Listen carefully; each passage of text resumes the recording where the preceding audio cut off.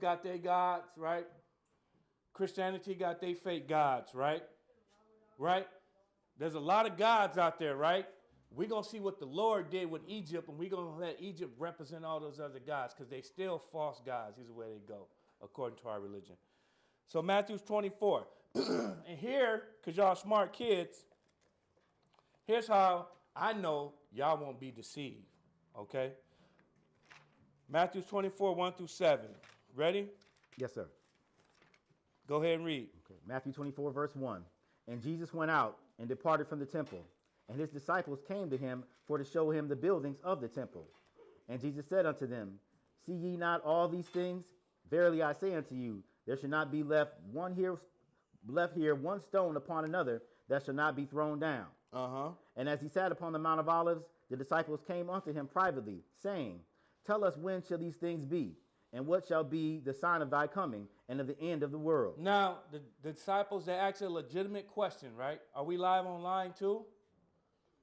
Yeah, so I hope we got people online watching this. So the disciples asked a legitimate question.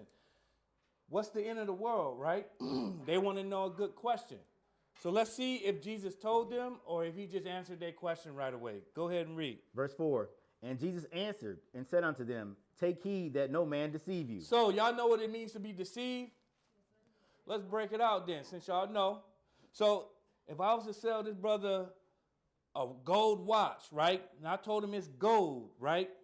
But then he buys it from me, and then he gets home, he put his gold tester on it, and it's fake.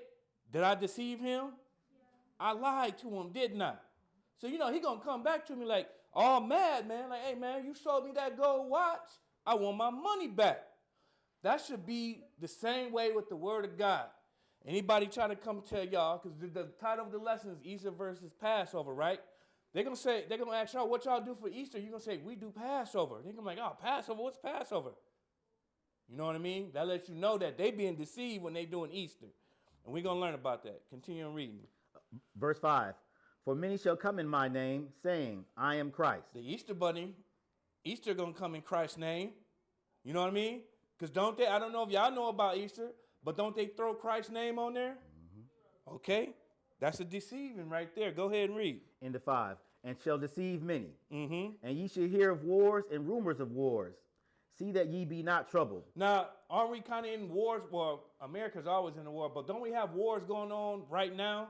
We got Ukraine and Russia going at it right now, don't we? Mm-hmm. We got Israel and Hamas going at it right now, don't we? We got little pocket wars that we don't even know about going on. And yet you got people going online saying, these are signs of the end of the world. No, they're not. You know what I mean? Because we know the signs. Right. We can go out and teach people. But that's not what we know that the end of the world is not there yet. Go ahead and read. Middle 6. For all these things must come to pass, but the end is not yet. For nation shall rise against nation, and kingdom against kingdom, and there shall be famines, and pestilences, and earthquakes in divers places. All right, let's go into 1 John. Now, part of this lesson was part of what I did with the adults class, but it still needs to be in here. But we're going to get into Egypt. The first thing I have to do is teach you how not to be deceived. And then we're going to get into killing some Egyptian gods here. 1 John 2 and 21. So, first thing he told you to do what? Don't be deceived. Y'all take note of that. Now, 1 John 2 and 21.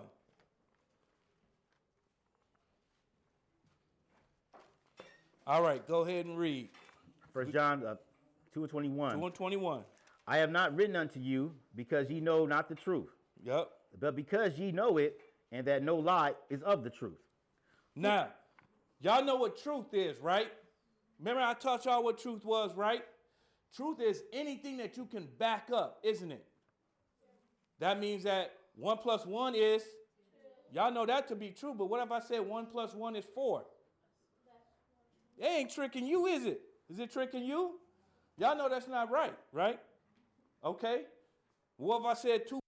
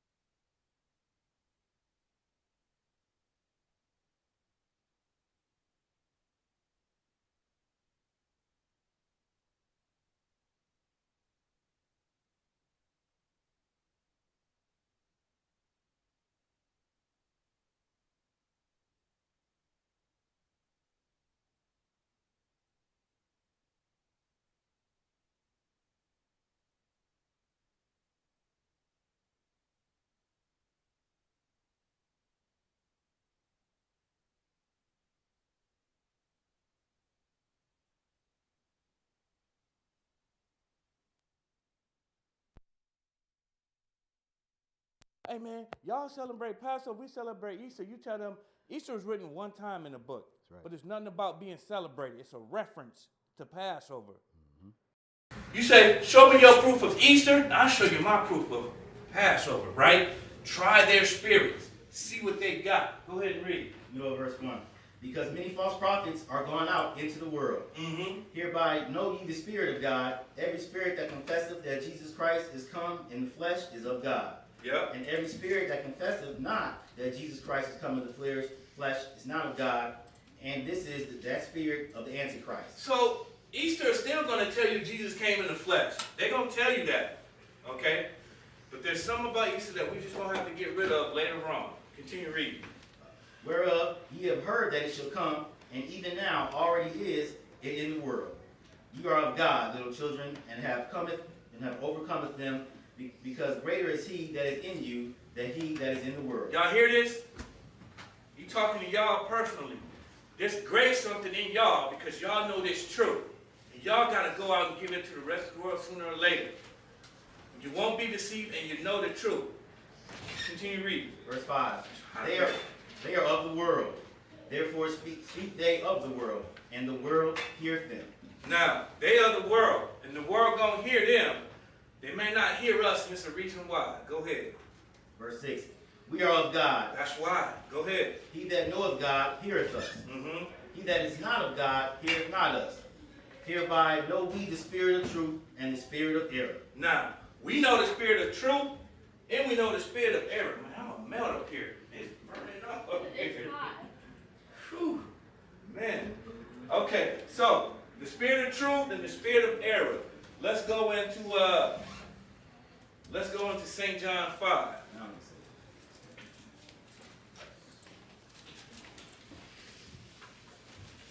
So, how we learn is what Jesus told us to do. We learn it right here. St. John 5, we're going to start at 36.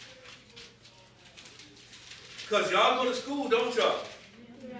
And when y'all go to school, y'all open up textbooks. Maybe y'all work off just computers now or something, right? Or tablets. I don't even know if y'all got books in school anymore. As far as going into them and reading, because they don't bring very much homework home anymore, man. So I don't know. But the teachers say, I want you to go back and read chapters 3, 4, 5, and 6, right? And we'll have a test on it, right? So right here, Jesus is saying, look, I want you to go back and do this so then you may know. So he's telling us to do the same thing. St. John 5, 36, and 39. Go ahead and read. Verse 36. But I have greater witness than that of John. For the works which the Father hath given me to finish, the same works that I do, bear witness of me, that the Father has sent me. And the Father himself, which hath sent me, hath borne witness of me. Ye have neither heard his voice at any time, nor seen his shape. And ye have not his word abiding in you. For whom he hath sent, him ye believe not. Go ahead. Search the scriptures. Yep. For in them ye think ye have eternal life, and they are they which testify of me. Okay, so what did he tell us to do? If you want to get eternal life, you got to go back and do what? Search the scriptures. Okay? So let's do that real quick. We're going to go to one place here. Actually, hold on. Let's go to 2 Timothy 3 first. 2 Timothy 3. And then we're going to do that. Because you got to have instructions, right? Any of y'all got rules in your house? You got rules in your house, right? But in your house, you got rules in your room, don't you? If you got your own room, you got rules, right? Hey, this is my room, brother. Don't come in my room, sister. You know what I mean? If you got an attitude or if you got your shoes on or whatever. So every house has its rules, and you have to follow the rules, right? Because if you don't follow the rules, you won't be wise. So Jesus said, go back and search the scriptures. And here's why you go back and search the scripture. It's not a rule, but it's good edification to go back and do that. So here's why you go back and search the scriptures. All right? 2 Timothy 3, 15 through 17. Go ahead and read. Verse 15. And that from a child thou hast known the Holy Scriptures. Now, isn't this the youth class? Right? And then underneath this class, don't we have a smaller class? And they get taught too, right? So from a child, if y'all got into this thing when y'all was a child, y'all are powerful people because of the information you get. Go ahead and read. Middle 15. Which are able to make you wise unto salvation through faith, which is in Christ Jesus. Which is able to make you wise. You know what wise mean? Wise mean when you talk about something, you know it. You see what I'm saying? You know it. Y'all know we got feast days coming up, don't we? Yup. Okay, so we got Passover coming up, right? Y'all wise kids, what's right after Passover? Feast of unleavened bread, right? Right at the day after Passover. And how many days do we do Feast of Unleavened Bread? 7 days. Y'all think, listen, y'all smarter than, what I want to say? Yeah, I want to give a good number though. What is it? What is it? 8 billion people in the world? So we're just going to talk about Christianity. Y'all, just with that little bit alone, y'all smarter than 80% of Christianity. Can y'all believe that? That's little stuff that we're talking about. Can y'all believe that? Because they're going to do this, and when they do Easter, they're going to forget about the Feast of Unleavened Bread. You see what I'm saying? You know what I mean? And they might ask you, what's Feast of Unleavened Bread, precious? Sounding like Smeagol off of Lord of the Rings. You know what I mean? They don't have no clue about it because they have the spirit of error. Let's go into Exodus 20. So, now we're about to get into this lesson. And here's what the Lord told you to do. Okay? Because if you don't do this, you're going to get trapped and you're going to get away from Him. Exodus 20 and verse 1. We're going to just read one verse here.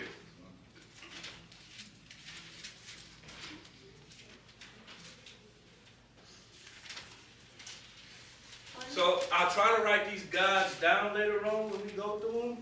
But hopefully I don't see too many notes taken. So go ahead and read Exodus 20 and 1. Here's the first thing that God wants you to know. Go ahead. And God spake all these words, saying, I am the Lord thy God, which have brought thee out of the land of Egypt, out of the house of bondage. Thou shalt have no other gods before me. Thou shalt not make unto thee any graven image or any likeness of anything that is in heaven above, or that is in the earth beneath, or that is in the water underneath earth. All right. Yeah, we was only supposed to read the first verse, but that's fine, because if you're going to celebrate the Lord, you can't have no other gods before Him, and you can't have any images neither, right? Sorry. In Easter, we're going to learn about some images in Easter. We're going to learn about some creatures and some stuff, okay? All right? But Passover, there ain't no image in Passover.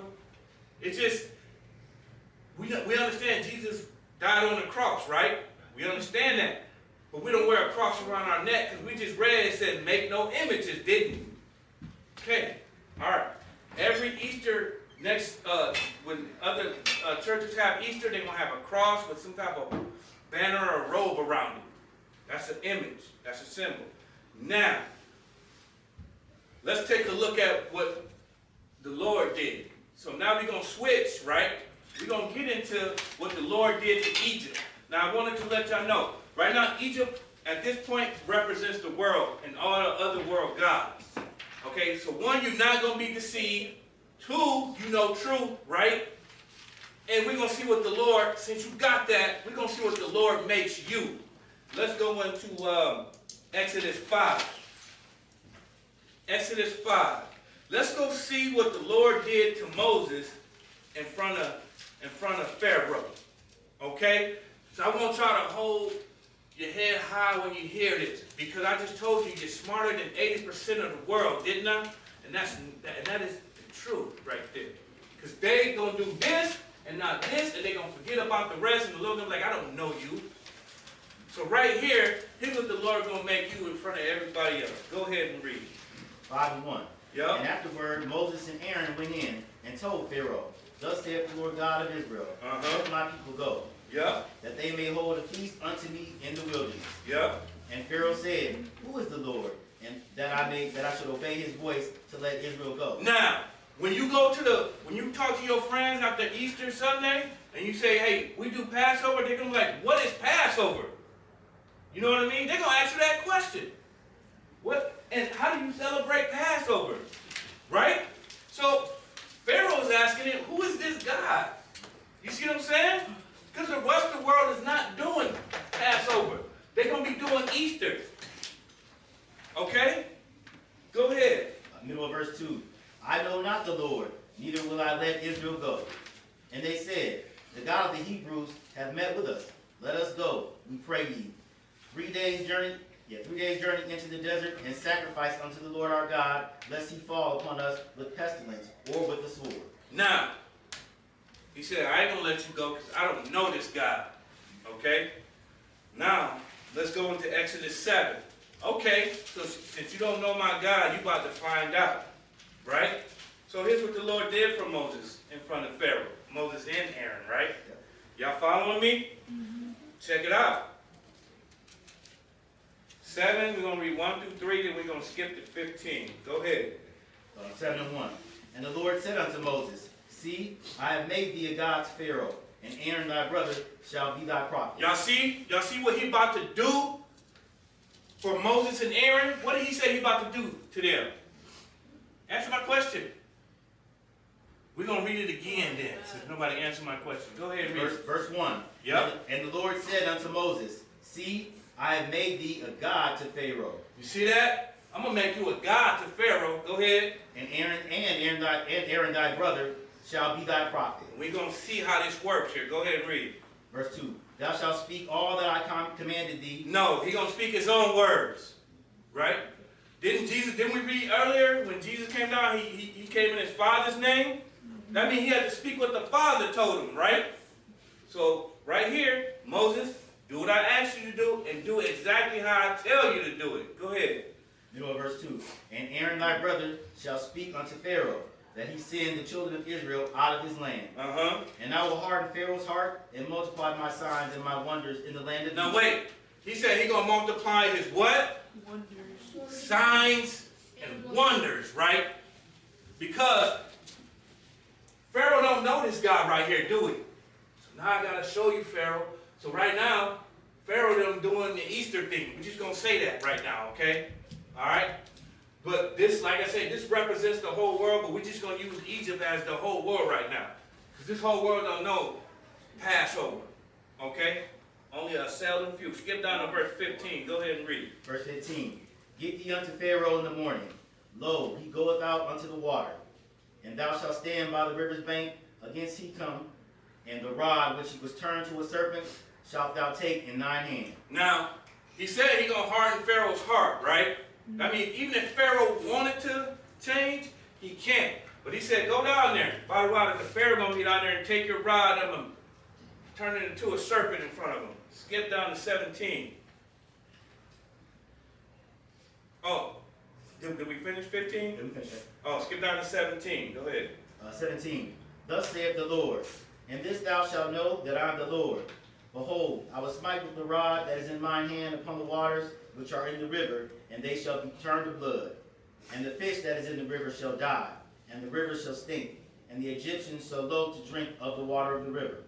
And the Lord spake unto Okay, him. hold on. So, turning that rod into snake, right? That wasn't one of the first plagues. That was just showing him. But what he did, y'all know what happened to the rod, right? The Lord rod ate up Pharaoh's 3 other snakes, right? Ate them up. But now we down by the water, okay? Now we down by the water. And the Lord's going to give Moses a commandment. Where we at? 18. 18. So he's telling them, look, I'm going to turn the water to blood, and the fish and stuff going to stink. Go ahead and read. And the Egyptians shall loathe to drink of the water of the river. They're going to hate to drink it. Go ahead. 19. And the Lord spake unto Moses, say unto Aaron, Yep. take thy rod, and stretch out thy hand upon the waters Now, of Egypt. hold on. I know y'all watched Prince of Egypt before, right? But we're going to learn some things that the Prince of Egypt did not put in there. I want to show y'all what the Lord actually did to Egypt. Go ahead and read. Upon their streams. Upon their streams, right? Upon their rivers. So is a stream bigger than a river? No, a stream is small, right? A river is wide, isn't it? You didn't see that in the Prince of Egypt, did you? Go ahead and read. And upon their ponds. Upon that pond, is a pond a river? No. But is a pond a lake? No, it's smaller, isn't it? Go ahead and read. And upon all their pools of water. And upon all their pools of water. You didn't see that in the Prince of Egypt, did you? No. Go ahead and read. That they may become blood. Yep. And that there may be blood throughout all the land of Egypt, both in vessels of wood and in vessels of stone. In vessels of wood and vessels of stone. Y'all see this right here? So everything, so when they loathed to drink, that means that they hated to drink the water because they couldn't. There was blood everywhere.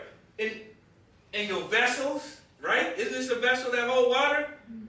Right? That had blood in it. It was turned to blood. Their ponds, their streams, everything. Now I'm rhyming. I'm good at this. So everything was turned to blood, right? We're going to 25 with this. Go ahead and read. Verse 20. And Moses and Aaron did so. Yep. As the Lord commanded. And he lifted up the rod and smote the waters that were in the river in the sight of Pharaoh. And wait, in the sight of Pharaoh, right? Didn't he say, Moses, I'm going to make you a what in the sight of Pharaoh? A God in the sight of Pharaoh. But check this out. Check this out. That's cool. Go ahead and continue reading. Yep.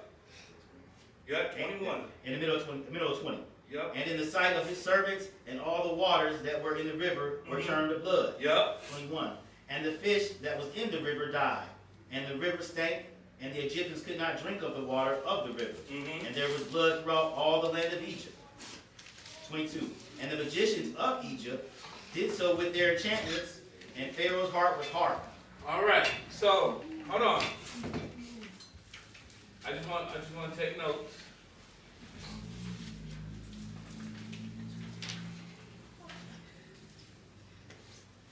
All right. And it said I'm just gonna put a dot right here, right? And that represents that Pharaoh magicians and sorcerers did the same thing, but not to the extent. But we know when you're a magician, that means that everything you do is an illusion. Okay? It's trickery behind it. Go ahead and read. And the 22. Neither did he hearken unto them as the Lord had said. And Pharaoh turned and went into his house, neither did he set his heart to this also. And all the Egyptians did round about the river of the water to drink, but they could not drink of the water of the river. So, it's easy to copycat off of somebody once it's already done, isn't it? If those magicians had power, what should they have done? Turned it back to clean water, right? But they couldn't. Oh, hey, Pharaoh, we can do it too, but they, you know what I mean, they just copying off. They probably do some Kool-Aid up in there or something. Some red Kool-Aid. You see what I'm saying? If they were really powerful, they would have changed it back to clean water, right? We're going to see how long that water was like that. Go ahead and read. 25. And 7 days were fulfilled, and after that the Lord had spit in the river. So the Lord had to bring the water back, right? But how many days? 7 days. I'm going to put that right there.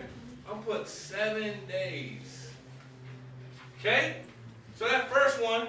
So we're going to show you who this Egyptian God is real quick.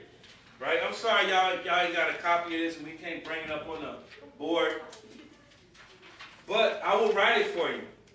So this Egyptian God is called, I think it's Happy. Happy.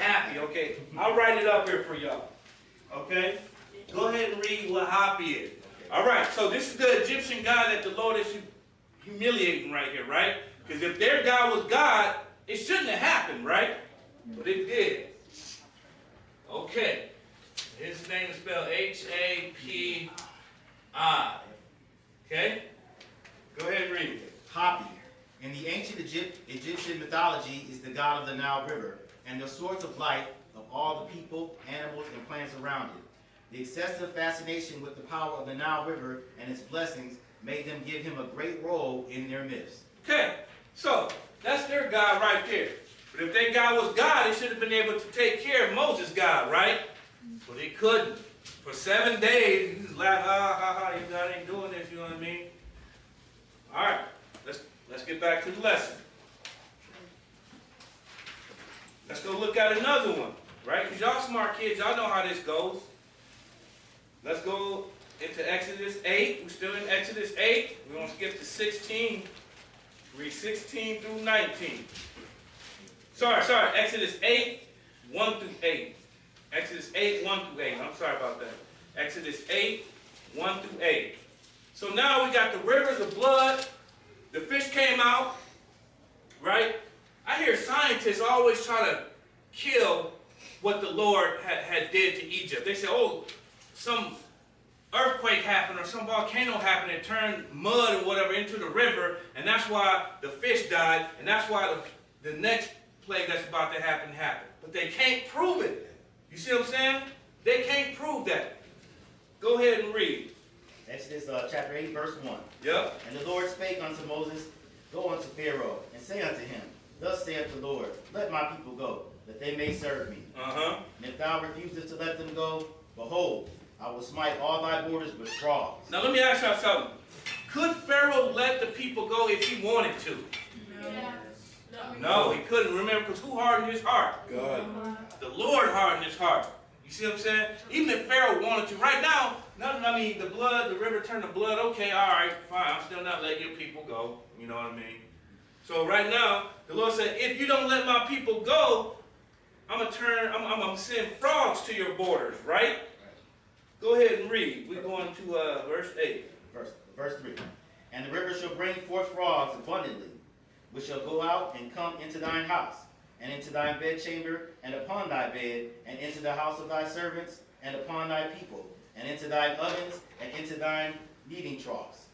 And the frogs shall come up both on thee, and upon thy people, and upon all thy servants. And the Lord spake unto Moses, Say unto Aaron, Stretch forth thine hand with thy rod over the streams, over the rivers, and over the ponds, and cause the frogs... Wait. Just over the river. See, the prince of Egypt ain't telling you this. The scientists ain't telling you this. All right, scientists, prove the ponds then, scientists. Prove it. The streams and the ponds. The frogs coming out of them. Y'all know what frogs do? They produce mucus. Y'all ever seen them? You know, slimy, ain't they? You know what I mean? So imagine you going to your kitchen cupboard or whatever, open it up to get some cereal, and then slimy frog come out with Cheerios stuck to his back. You know what I mean? He been in there, you know, he been in your cereal. He been in your bread. He been in your water vessels. Slimy. You know what I mean? Go ahead and read. End of verse 5. And caused frogs to come upon the land of Egypt. Uh-huh. Verse 6. And Aaron stretched out his hand over the waters of Egypt, and the frogs came up and covered the land of Egypt. Yep. Verse 7. And the magicians did so with their enchantments. So I'm going to put a blue thing right here. All right, because that represents their magicians, right? But you know they didn't have no frogs. They probably had some frogs, but they didn't have them like the Lord had them. They probably just had some. You see? Like, yeah. Go ahead. I'm going to stop. We'll start again in verse 7. And the magicians did so with their enchantments and brought up frogs upon the land of Egypt. Mm-hmm. Then Pharaoh called for Moses and Aaron and said, Entreat the Lord, that he may take away the frog from me and from my people, and I will let the people go, that they may do sacrifice unto the Lord. So now the Pharaoh asking for the Lord, because if the magicians, so we all know that we ain't supposed to do enchantments, right? Because you're messing with different spirits right there. So maybe they did have some frogs come out, but not like how the Lord had them come out. But if their God was God, then their God should be like, I'll get rid of these frogs for you, Pharaoh. Instead of Pharaoh calling Moses them back saying, Moses, Aaron, can y'all get rid of these frogs for me? You know what I mean? But if their God was God, he would have got rid of these frogs. You see how the Lord is just, we haven't even got the Passover yet. I'm just showing y'all that the rest of the world has many gods. But every time, their gods don't have truth behind them. Your God got truth behind your God. But let's see who the Egyptian God is for frogs right here. All right? We're going into, We got 16. oh, you still got, Next page, 16. no. We got to read the frog God here. I want to say it's Heket. Heket. Okay? Heket.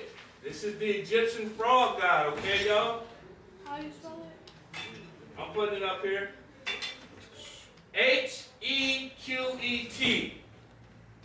Or you can spell it Heket.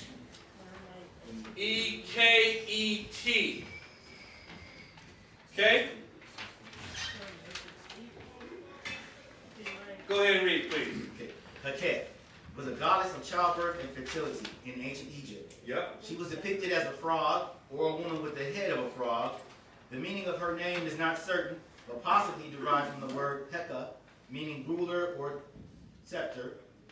Frogs symbolize fruitfulness and new life, and it is thought that her priestesses were trained midwives. Okay, so that's that God, that second God that the Lord dealt with. And Pharaoh had to call Moses back to get rid of the frogs. Y'all can read that part yourself, because they started to stink and stuff. All right, let's go into Exodus 8 and 16. We still at 8. Right now, the Lord humiliated the river god, humiliated the frog god, right? Because Pharaoh don't know this God. And Pharaoh, I got to show you who God is. I'm going to show you my signs. I'm going to show you my wonders, right? That's what he's doing right now. Go ahead and read. We at 8, 16 through 19. That's what we're going to do. Go ahead. And the Lord said unto Moses, say unto Aaron, stretch out thy rod and smite the dust of the land, that it may become lice throughout all the land of Egypt. And they did so. For Aaron stretched out his hand with the rod and smote the dust of the earth, and it became lice in man and in beast. All the dust. Wait. Just in man. Lice and in man and in beast. Lice in man and beast. Y'all know what lice is? It's like little crabs, little bugs, and they get on you, make you itch. You see what I'm saying? They really, you can't get rid of them. You have to take some type of medication to get rid of them. Even if you wash your hair, you either have to cut all your hair off, but lice can get in your skin too. I want to let y'all know there's different types of lice, not just hair lice.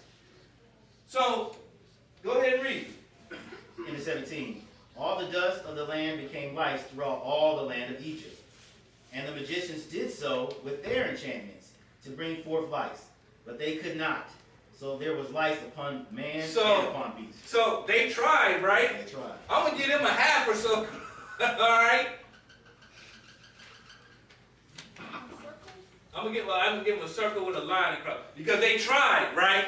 But they couldn't do it. Okay, so now, God really ain't helping them now. 19. Go ahead. Then the magician said unto Pharaoh, this is the finger of God. And Pharaoh's heart was hardened, and he hardened not. So wait. His enchanters, his magician said what to Pharaoh? What did he just tell Pharaoh? This is the finger of God. He said, this is the finger of God doing this. So now, his magicians, his priests, or whoever they may be, just confessed it, didn't they? Yeah. Didn't they? Because, hey, we can't go up against this God. This is the Pharaoh. This is God doing this, Pharaoh. You see, this is this God right here. They probably don't know he's the God of Passover, but he ain't your God, Pharaoh. This is a different God, and we can't contend with this God, Pharaoh. This is what they just told Pharaoh. Go ahead and read. And Pharaoh's heart was hardened, and he hearkened not unto them as the Lord had said. Now, he still didn't listen, right? But let's go see what God, let's see what God that this is being mocked right here, or being killed right here. All right, this is called Gabe or Gab. G-E-B. All right? Gib, whatever, go ahead. Can give. In ancient Egyptian religion, the god of the earth, the physical support of the world, Geb constituted, along with Nut, his sister and second generation in the Ennead group of 9 gods of Heliopolis. In Egyptian art, Geb, as a portrayal of the earth, was often depicted lying by the feet of Shu, the air god. So he's an earth god, right? Because what did God tell Aaron to do? Take his rod and what? Do what? Strike the ground, right? Strike the dust, right? Go ahead. With the air god was Nut, the goddess of the sky, arched above them. Geb was usually portrayed as a man without any distinguishing characteristics, but at times he was represented with his head surmounted by a goose, the hieroglyph of his name. He was the third divine ruler among the gods. The human pharaohs claimed to be descended from him, and the royal throne was referred to as the throne of Geb. That's what Pharaoh's throne is called. I bet you y'all didn't know that, did y'all? I bet you the Egyptologists didn't know that, did they? So y'all learned something more than definitely what the world knows now. Pharaoh's throne is called the throne of Geb.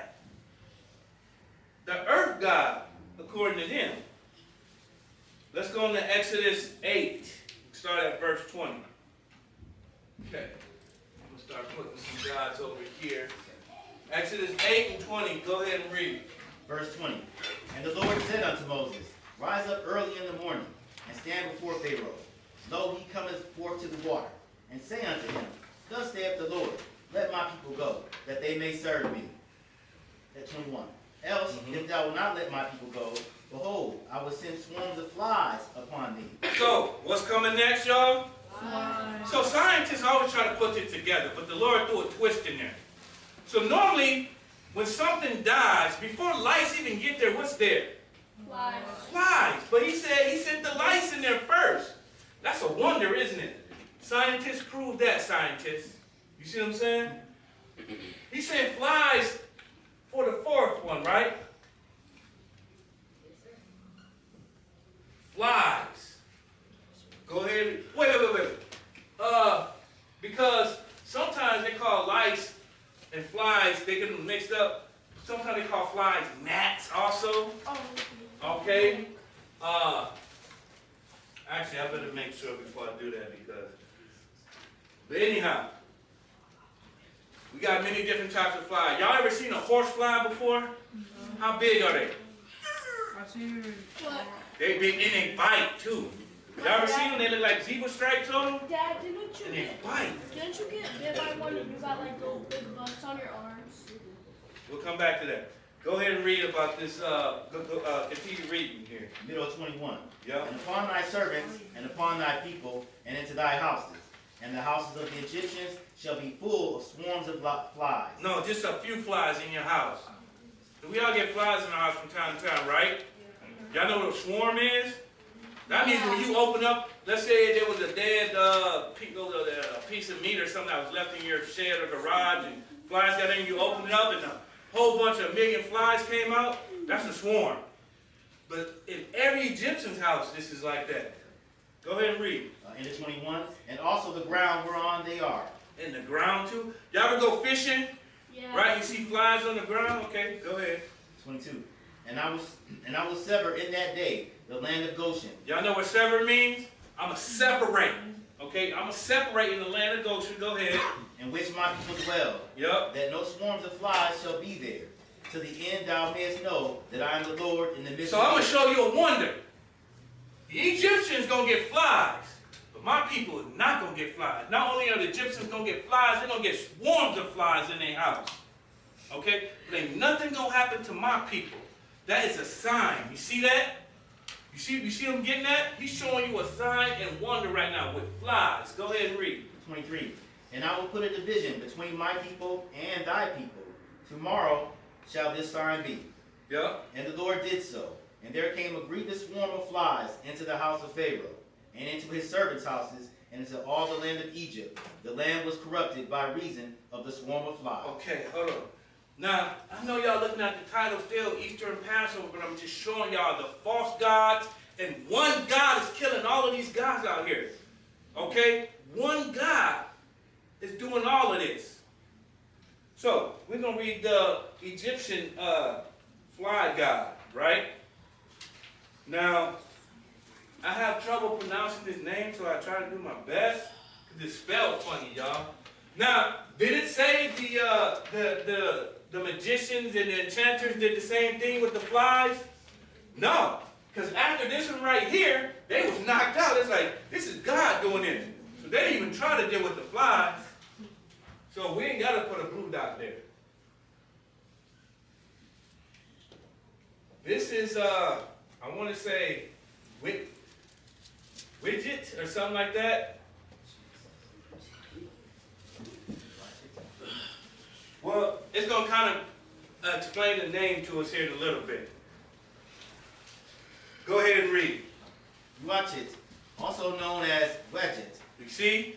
I know it looks funny, doesn't it? How did you get wedges from there? But it is what it is, okay? I didn't come up with the spelling. Go ahead and read. Is the Egyptian goddess of flies, Okay? and the tutelary deity of the Lord Egypt. She is depicted as a cobra and is associated with the marshes where papyrus grows and insects live. Now, didn't he say he sent them on the ground too? Normally in marshes, you got a whole bunch of flies and mosquitoes. Okay? Mosquitoes, people don't want to say that they fly, but aren't they flying insects? Okay? All right? But flies are flies. Go ahead and read. Uatchit is also the lady of the marshes, the guardian of the Nile, and the lady of flame. She is associated with the sun's burning heat and is the guardian. Hold on. I want you to start over because I want to get to the insect part. Go ahead. Yep. Uatchit, also known as Wadjet, is the Egyptian goddess of flies and the tutelary deity of the Lord Egypt. She is depicted as a cobra and is associated with the marshes where papyrus grows and insects live. You see that? Killing those insects. Go ahead. Uatchit is also the lady of the marshes, the guardian of the Nile, and the lady of flame.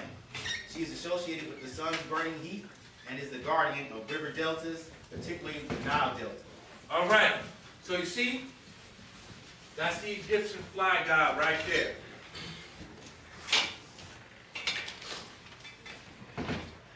Let's go into Exodus 9. We're going to read 1 through 5. Y'all with me so far? Yeah. Okay? Because like I'm saying, we're using Egypt right now to represent the entire world. Because the world has many different gods out here, y'all. But y'all got the God of truth. Y'all got, the reason why you got the God of truth, because you can go into your encyclopedias and back it up. You can go to the dictionaries, encyclopedia, and preach the Bible before you even open up the Bible, and they will agree with you. They're like, yeah, but as soon as you open up this Bible, they're going to be like, hold on now. You see that? That's why this is the God of truth. You can't go back up, how do you pronounce this again? Wedget, or happy, or again. You can't back that up with truth, or dictionary. All right, sorry, I'm getting ahead of myself. 9, 1 through 5. I just hope that y'all with me on this. Because there's many guys, and I just didn't want to go into the gods of the world, but I will next time. I will. I go into those gods. If y'all request it, I would do it. 9, 1 through 5. Go ahead and read. 9:1. Then the Lord said unto Moses, Go unto Pharaoh, and tell him, Thus saith the Lord, God of the Hebrews, Let my people go, that they may serve me. For if thou refuse to let them go, and wilt hold them still, behold, the hand of the Lord is upon thy cattle, which is in the field, upon the horses, upon the asses, upon the camels. Now wait, not just upon the cattle, but upon the what? The horses. Yup. Upon the camels, upon, right here, I'm going to put a word up here.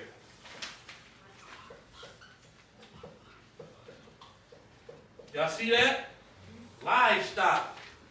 Okay? Go ahead and read. Into 3. Upon the oxen and upon the sheep there shall be a grievous murrain. And the Lord shall sever between the cattle of Israel and the cattle of Egypt. So he made a division again, didn't he? I'm going to have it to Egyptian side, but I'm not going to have it happen to Israel side. How y'all doing out there? Y'all getting a little hot? Y'all need to stand up for a little bit before y'all go to sleep? Stand up with me, y'all, real quick. Stand up. Let's get our blood flowing. Let's get our blood flowing. Now, since we doing this, who can pronounce the name of this guy? Somebody tell me. This Egyptian guy. Wedget. I just want to hear y'all. Go ahead. Wedget. Oh, I'm hearing a whole bunch of stuff, ain't I? All right, y'all. Who can pronounce this Egyptian frog god? Okay. Now, y'all can sit down. I just wanted to get y'all involved, okay? We're going to try to speed through it. Because it's hot in here. And I'm standing up getting tired. I know y'all sitting down getting tired. See what I'm saying? Because it's hot in here. Can we crack some windows? They're cracked? Okay. All right, y'all. We'll just keep going. Where we at? Yeah, verse 4. Verse 4. Go ahead. I'll read the top. And the Lord shall sever between the cattle of Israel and the cattle of Egypt, and there shall nothing die of all that is in the children of Israel. All right, let's go look at this livestock god for Egypt. And according to Egyptians, this is an important god because on here I didn't put everything that she represents, but apparently she was the mother of Ra also. But I didn't put that part on here.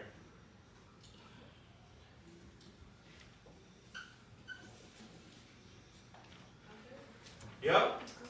Go ahead and read. Hathor was the ancient Egyptian deity of Yeah, it's like Hathor. Hathor.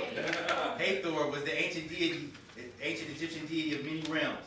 Mother to Horus, god of the sky, and Ra, the sun god, and goddess of beauty, including cosmetics, sensuality, music, dancing, and maternity. She is often depicted wearing a headdress of cow horns with a sun disk between them, or as a cow or a lioness. All right. That is a livestock guy right there, but there's more to her than just that.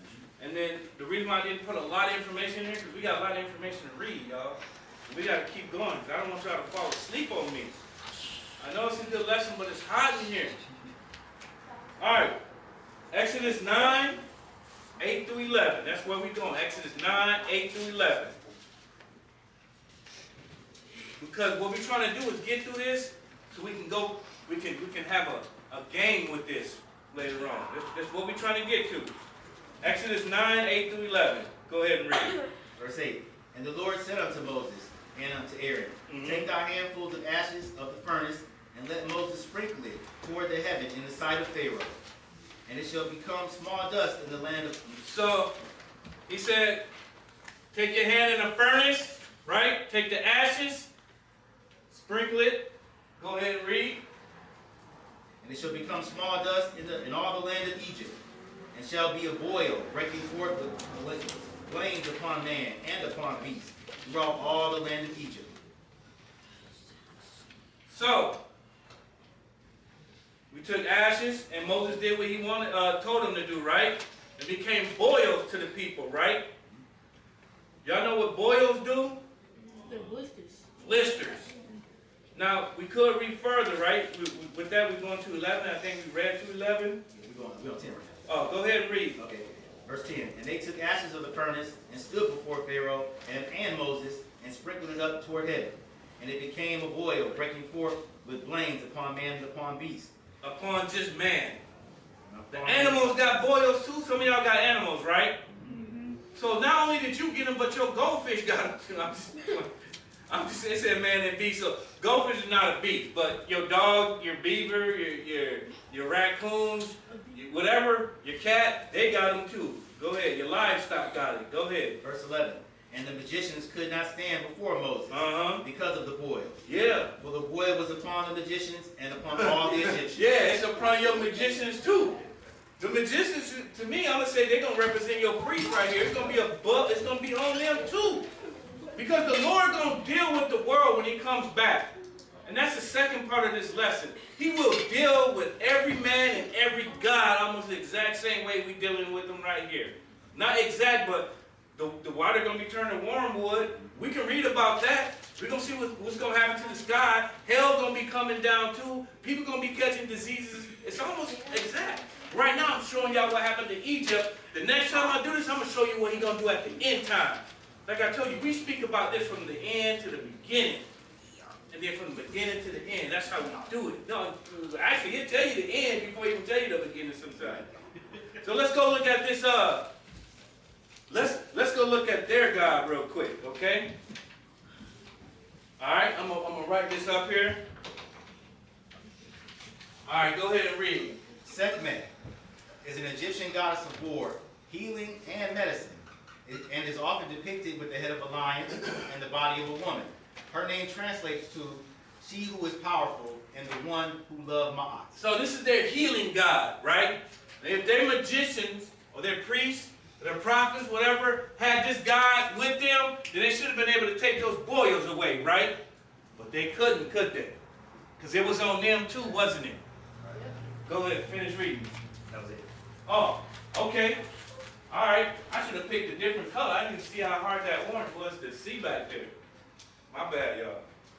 We moving right along here. How many guys we got so far? 6. Okay. All right, let's go into Exodus 13, 1 through 8. If y'all start to get a little tired or something, just let me know so we can move around, play musical chairs or 1, 2, 3, 4, 5 or something. Okay? Because it is hot in here, and sitting down will make you sleepy. So we're going Exodus 9, 13. We're going to start at 13. Exodus 9, 13. Go ahead and read, please. Exodus 9 and 13. And the Lord said unto Moses, Rise up early in the morning, and stand before Pharaoh, and say unto him, Thus saith the Lord God of Hebrews, Let my people go, that they may serve me. For I will at this time send all my plagues upon thine heart, and upon thy servants, and upon thy people, that thou mayest know that there is none like me in all the earth. Didn't I tell y'all in all the earth? Didn't I tell you we showing Egypt representing the whole earth right now? Yes. The whole earth is not celebrating Passover. Only a few people are celebrating Passover. But then right after Passover is Feast of Unleavened Bread. But if the Lord is showing his signs and wonders, it's going to happen to the whole world when he come back and deal with the whole world like he's dealing with these guys. It's going to be the exact same way, y'all. You goof around and send you out of here. It's going to be the exact same way. Because look, upon the whole earth, I'm going to show you there ain't no gods like me. I'm going to show you my wonders. Go ahead and read. 15. For now I will stretch out my hand, that I may smite thee and thy people with pestilence. Yup. That thou shalt be cut off from the earth. And in the very deed for this cause have I raised thee up, for to show in thee my power. Yep. And that my name may be declared throughout all the earth. Throughout all the earth. You see, he's telling Pharaoh this. Throughout all the earth, I'm telling you, my name is going to be declared. But if they ain't got no truth in them, and if God ain't got no truth in them, then they got to contend with this God, don't they? So when they say, hey, we celebrate Easter, you be like, okay, fine. But we don't celebrate Easter, we celebrate Passover. They like, Passover, you know, what's Passover? You can tell them what Passover is. They can tell you what Easter is. You be like, well, I ain't going to spoil it for y'all. But y'all do a compare and contrast, and you can say, prove your God, and I will prove my God. You see what I'm saying? Prove your God is real, and I'll show you my God is real. Y'all get that? Okay. All right. Where are we skipping to, man? Yeah, 17. Go ahead and read. As yet exaltest thou thyself against my people, that thou wilt not let them go. 18. Behold, tomorrow about this time I will cause it to rain, a very grievous hail, such as has not been in Egypt since the foundation thereof, even until now. So, hail, right? I got to go all the way over here. Hail. He said he's going to make it rain hail. Y'all know what hail is? Yeah. They're like low tiny ice crystals. Yeah. But they can get big, can't they? Y'all see them get as big as baseballs? You see what I'm saying? Now, if you continue reading that, you say you put fire or something on there. You know what I mean? But y'all have to read that yourself. But he said, I'm going to make it rain hail in the desert, y'all. In the desert. Isn't that a wonder? Hail in the desert. And it wasn't just regular little BB-sized hail sometimes we get. No, we're talking about big hails. Skip down to verse 23.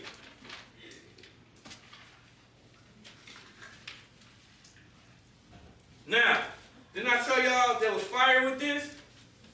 So it's not just ice by itself, but we're going to figure some out. A sign and a wonder right here, y'all. Go ahead and read 23. 23.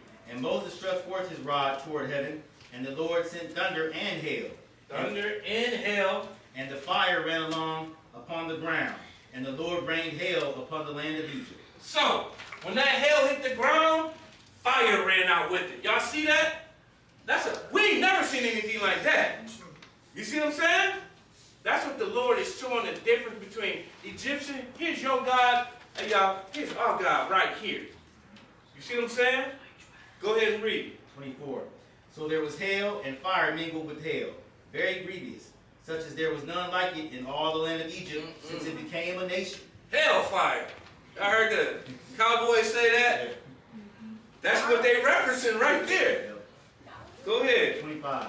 And the hail smote throughout all the land of Egypt, all that was in the field, both man and beast. Yep. And the hail smote every herb of the field and brake every tree of the field. Yep. Only in the land of Goshen, where the children of Israel were, so was there no hail. Set a division again. I'm only destroying Egypt right now. And not only am I sending hell, but I'm sending hell with fire, and I'm sending lightning and thunder, so when it hit hard. And not only am I hitting you, but I'm hitting your dogs, your cat, your livestock, and I'm killing your wheat at the same time too. Y'all see what he's doing in Egypt? He's economically destroying them. If you don't have no wheat to eat, then you get hungry, right? If all of your livestock is being pestilent with lice, flies, and they dying, then hell is killing them too, you running out of food to eat. You see what I'm saying? Y'all reading that? Y'all feeling me? Yes. This is what the God is doing to Egypt before we even get to Passover, but we leading up to Passover, okay? So, let's go take a look at the God. Let's go in, and y'all may even notice God, even though it's spelled one way, it's pronounced a different way. What was that, 8? Wait, are we on 8? Yes. All right. Let's see if Brother Kelly know how to pronounce this one. What's the That's first? Huh? Anu. Yeah, the A for some reason is not there, but that's what I was told. Anu. In ancient Egyptian mythology, Anu is a goddess of the sky, stars, cosmos, mothers, astronomy, and the universe. She was worshipped from 315 to 30 BCE, and is often depicted as a nude woman with blue skin covered by stars, or as a cow. She is usually depicted with the stars covering her body, particularly her hands and feet, which were seen as the 4 cardinal points. So, y'all may have seen this picture before of this lady stretch over this other god, Gad, right? Because he was the earth god, and she stretches over him. But the Lord, if their God was God, the magicians, they would have called on to Anu, right? It's like, Anu, help us with this hellfire. I like saying that. Help us with this hellfire, Anu. But he couldn't. Anu couldn't, could she? No. Because their God is false. Okay? Amen? You awake back there? Yeah. What you got going on? Your phone. Don't be on your phone. I'll send you out of here. Okay? And I mean that. We here to learn. All right. So, let's go into Exodus 10. Exodus 10 and 1.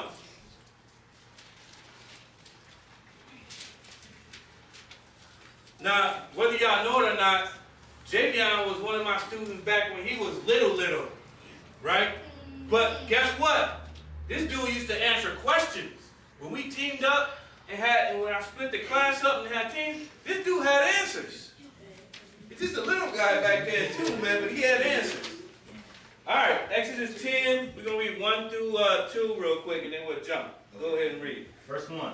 And the Lord said unto Moses, Go in unto Pharaoh, for I have hardened his heart, and the heart of his servants, that I might show thee my signs before them. Mm-hmm. And that thou mayest tell in the ears of thy son, and of thy son's son, what things I have wrought. No, wait. Read that too slow. Now pay attention, y'all. So, Moses, I want you to go up into Pharaoh. And I want you to get real close to Pharaoh and say this to him. Read that second verse. And that thou mayest tell in the ears of thy son, and of thy son's son, what things I have wrought in Egypt. Now, Moses, I want you to go up and tell Pharaoh, but I want you to tell your sons and your son's sons too. There's a reason why I do this story right here. Because I'm telling y'all, and the Lord told me to tell y'all about these stories. About what he did to Egypt. So, if you be so blessed later on down the line, you have children, but we'll see. But right now, this ain't being told to our children, right? It hasn't been told to our family because our families are celebrating Easter instead of Passover. Y'all read me now? If this was being told to the rest of the children, right, down the generations, then Easter would be a figment of somebody's imagination and not a real thing. But right now, we got to kill it. So, in your son's ears, which is your daughters too, I want you to tell them about this, Moses. Go ahead and read. Middle 2, which I have done among them, that ye may know how that I am the Lord. Yep. Okay, skip down to 12. Go ahead. Verse 12. And the Lord said unto Moses, stretch out thine hand over the land of Egypt for the locusts, that they may come upon the land of Egypt, and eat every herb of the land, even all that the hail hath left. And Moses stretched forth his rod over the land of Egypt, and the Lord brought an east wind upon the land all that day and all that night. And then when it was morning, the east wind brought the locusts. Verse 14. And the locusts went up all over all the land of Egypt, and rested in all the coast of Egypt. Very grievous were they. Before them there were no such locusts as they. Now, y'all know what locusts are? What are locusts? It's like a, They eat your crops. like Insects that eat your crops. the thing that be jumping. Grasshopper. Grasshopper. It's like a Right. big grasshopper. So they're like grasshoppers, but they're more aggressive than grasshoppers. And they can fly, can't they? And they big, right? And they come in swarms, don't they? Have y'all seen that before? No. Yeah. But if you look up on National Geographic or some documentary, you look up swarms of locusts, they cover the sky when they come. I'm talking about you got millions of these flying grasshoppers coming to eat your stock. And when they land on something, when they leave, it is bare. You hear me? There ain't nothing left. There ain't nothing left for the ant to eat. I mean, that's what they do. When y'all get a chance, look it up. But the Lord sent that into Egypt, didn't he? He sent all those locusts up in there, and when they land on something, so look, your livestock don't have anything to eat. They already been killed by hellfire, so your livestock is starving now. You don't got any wheat to eat. You hungry, and you was the master of these slaves over here. There ain't nothing happening to them. You see that? And your God can't help you, Egypt. Your God can't help you. Then he said, I'm going to make you a God in front of him, Moses, to show him that I am God. And look what's happening to Egypt. The same thing going to happen to the world later on, y'all. It will. Right now, I'm just showing y'all the beginning. Where we at? We at 14, in middle of 14. Go ahead. Before them there were no such locusts as they. Hey, before them there was none such locusts like the ones that the Lord said. So I don't even know what type of locusts these actually were. You see what I'm saying? Because I've seen locusts before on TV. We got big grasshoppers here, but we call them grasshoppers. Locusts are something different. But the Lord said there ain't never been no locusts like these before, so he must have been hiding these in a cave or something. He was just hiding them like, okay, y'all just come up this one time for y'all to eat, and then I want y'all to go back to sleep. Go ahead and read it. All right, end of 14. Neither after them shall be such. Dang. 15. That is a wonder. I wonder what they actually look like. He said, look, this is the first time they ever came out. This is the last time they ever came out, y'all. Y'all reading this? Y'all getting this? They ain't showing this on Prince of Egypt. They showing some grasshoppers, but they ain't showing no. These locusts probably have mohawks. I just throw that out there because he said ain't none been like these locusts before. All right. I'm sorry. That was funny. It was good, though. 15. Yeah. All right. For they covered the face of the whole earth so that the land was darkened. Y'all see that? That's how many it was. Y'all see when clouds roll through, right? And it gets real dark. Imagine seeing insects coming at you like that and it's getting dark. Coming at your stuff. Y'all better run for it, run. Go ahead and read. Middle 15. And they did eat every herb of the land, and all the fruit of the trees which the hail had left. And there remained not any green thing in the trees, or in the herbs of the field, through all the land of Egypt. Y'all see what they did? They killed and ate everything. Everything that the hail didn't kill, these locusts, these mohawk locusts, I'm just going to say that. I'm going to take credit for that one. These locusts that have never seen before and will never see again came and just destroyed everything, y'all. Okay? Y'all doing good out there? Y'all need to stand up again? Huh? Stand up, y'all. If y'all need to go get some water, go get some water. I need y'all to be lively, okay? I don't want y'all falling asleep. Stand up, do a wiggle dance, something. Do the Tom and Jerry or the Running Man. Do something. Yeah, stop with Okay, so while y'all doing that, I'm going to get this other God up for y'all.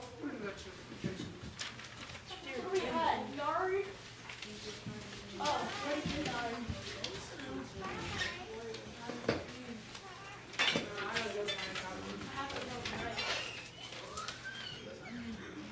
Oh, did we do the hellfire god? Yeah, that was 7. They went on Nefer. Peter. Oh, okay, yeah. No, we didn't do the hellfire god. Anyhow, we forgot one, but anyhow. Yeah, we did. That was, okay, I messed up. Nuke was that one. I put her to the wrong one. A nuke. So 9 is actually 8.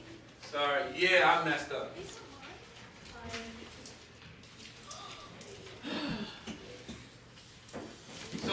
So yeah, this is locust right here, right?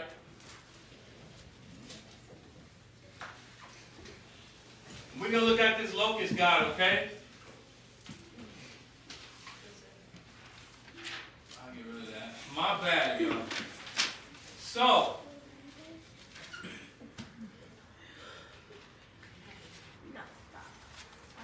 okay, Napper. Go ahead and read. Okay, Napper, also known as Nepra or Nepri, was the Egyptian god of grain, nourishment, and sustenance in the ancient Egyptian religion. So y'all know what sustenance is, right? Your food. Nutrition. Okay? Go ahead. His name means Lord of the Mouth. He was depicted as a human with distinctive marks to represent grains. So what did the locust kill and eat? The grain, the wheat. Yeah. Go ahead. Such as dots on his clothing to represent corn grains and grains above his head. He was also often shown carrying wheat or similar crops. Okay, so that's the God that the Lord took care of. All right.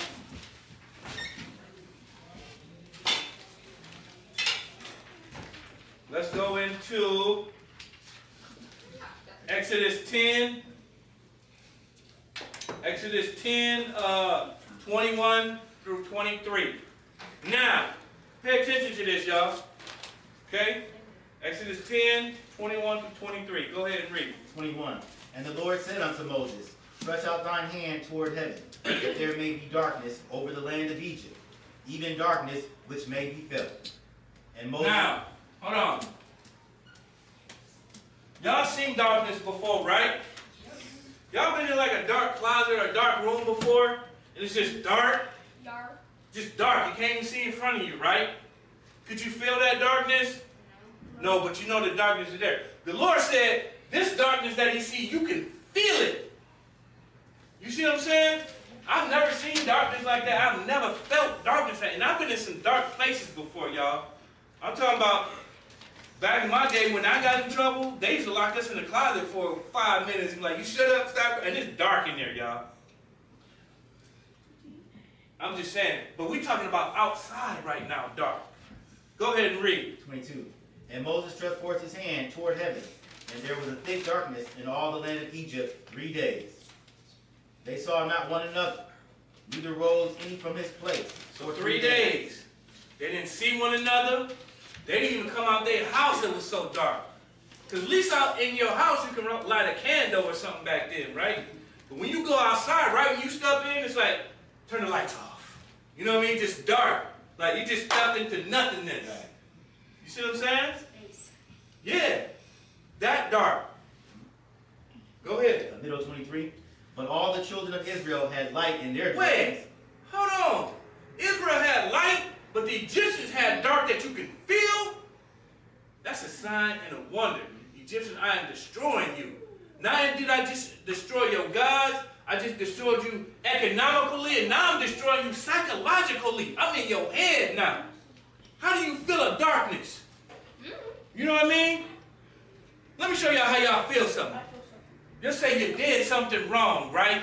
You did something wrong, and you know your parents coming home, right? And they know, they say if you mess up, you getting it when you get home, right? You can feel that before it even happened, can't you? Can't you? I'm just using that as an example because the Lord said this is a darkness you can feel. That's what I'm saying. I can't compare it to nothing else but that really. Because you inside your head, you like, dang, I done messed up. And when they get home, and you can feel it before it happened. You see what I'm saying? Y'all got whoopings before. Y'all know y'all can feel it before it happened. But this darkness was like that. You felt it. But it was light on Israel's side, wasn't it? Right. So y'all know what God they killed? Let's see if they can guess. I just blotted out the sun, y'all. What God did I kill? The sun god. Ra. What's his name? Ra. See? Y'all know it. Look at that. The sun god. Now, I just killed your last god that you actually stand on. You stand on this Ra god. I mean, that's the God of God right there, ain't it? Yeah. Man, look, I just killed your God and let my people, look, I let your Ra God sign on my God, my people. You know what I mean? He's just mocking him. You know what I mean? If I turned Egypt black, I killed your God, Egypt, but look, my people got sunlight. You don't. All right, Ra, go ahead and read about Ra. So Ra, also given as Re, is the sun god of ancient Egypt. He is one of the oldest deities in the Egyptian pantheon and was later merged with others such as Horus, becoming Ra Hokorati, the morning sun, Amun, as noonday sun, and Atum, the evening sun, associated with primal life-giving energy. All right, primal life-giving energy. Now, let's go into it. Exodus 11, we're going to read 1 through 10. Now listen. Now Moses is being a God in front of Pharaoh, right? Because God told him that was going to happen, didn't he? Y'all know Egypt was a melting pot. Y'all think Egypt was just a little city? No, we're talking about a whole empire here, y'all. Not just the size of Minneapolis or Chicago. We're talking about a whole nation of people right here. Okay? So it stretches. You guys got that? But in Goshen, nothing happened to Goshen. So, when you have something like that, it's called like a metropolis, right? Yeah. That means people from around the world in different areas come to this place to do their commerce, which means trade, sell, and buy, right? And to live. Do you think they seen, so these people who came from different areas, do you think they seen what Moses' God was doing to the Egyptian God? They was probably sitting back eating popcorn like, dang, he tearing them up. You see what I'm saying? Hand me that Kool-Aid. Dang. Oh, that's blood, man. You see? You know what I mean? But he said, man, look at this. Ball headed. Look at that grasshopper, locust. Man, give me some more popcorn. So they seeing what God is doing to the Egyptian gods. And they're like, hey, man, I don't even think our God got anything on this God. So anything that Moses say next, we better do. Or it might come on us too. Right? Now we're about to get up to this Passover thing. Okay? Because the whole world gonna know it sooner or later, y'all. We at Exodus 11, 1 through 10. Go ahead and read. Verse 1. And the Lord said unto Moses, yet will I bring one plague more upon Pharaoh. I got one more on Pharaoh, y'all. Go ahead. And upon Egypt. Afterwards he will let you go hence. When he shall let you go, he shall surely thrust you out hence altogether. Yep. Speak now in the ears of the people, and let every man borrow of his neighbor. Now, I'm speaking to everybody now. Not only am I speaking to Israel, but I'm speaking to the Egyptians too. Go ahead. And every woman of her neighborhood, jewels of silver and jewels of gold. And the Lord gave the people favor in the sight of the Egyptians. So, yep. So Israel he gave favor to. But I just want to say the Egyptians would listen because look, if the magician said this was God doing it, you know the people was telling Pharaoh, hey, this is God, and they wanted to get away from this too. But Pharaoh couldn't because the Lord was hardening his heart. So now what was about to happen, the Egyptians, and everybody's listening to what Moses them about to do here now, y'all. Go ahead. Okay. Middle of verse 3. Moreover, the man Moses was very great in the land of Egypt, in the sight of Pharaoh's servants, and in the sight of the people. And Moses said, thus saith the Lord, about midnight will I go out into the midst of Egypt, and all the firstborn in the land of Egypt shall die. From the firstborn of Pharaoh that sitteth upon his throne, even unto the firstborn of the maidservant that is behind the veil, and all the firstborn of beasts. And there shall be a great cry throughout all the land of Egypt, such as there was none like it, nor shall be like it any more. But against any of the children of Israel shall not a dog move his tongue. You want to know why he said that? You want to know why? Because when we first started this right here, it said, search the scriptures, right? Because when you search something, they said it's going to make you wise, right? Because they asked for the Lord to come and save them, and they seen what the Lord is doing to Egypt. You know they're going to follow some instructions, right? Remember I told you about the whooping thing? Because they know at this time, if you don't follow instructions, this whooping is going to be on your firstborn. So you know, Israel is like, man, look, tell us what we got to do, so we can do it. Okay? That's why he's saying nothing going to happen to them, because the Lord know that they're going to do it. Go ahead and read. Middle of 7.